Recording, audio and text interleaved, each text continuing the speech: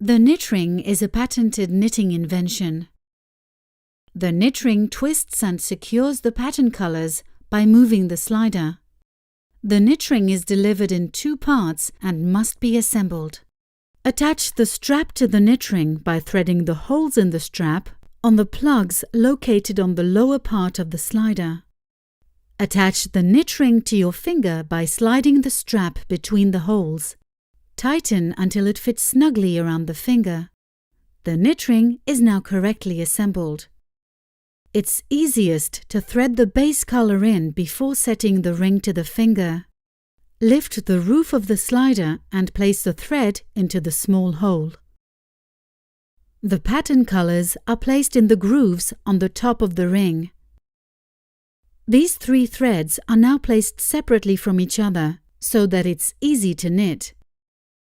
If you have many loops in a row with the bottom color, the slider moves to the other side on the back of the pattern colors.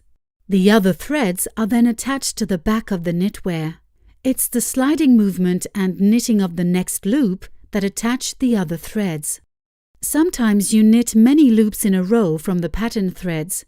In that case, place the pattern color that you knit many loops from to the right of the knit ring. Move the knitting needle under the 2 other threads and knit a loop on the underside of the 2 other threads. The other threads will then be secured to the back side of the knitwear. It's easy to change the placement of the pattern colors.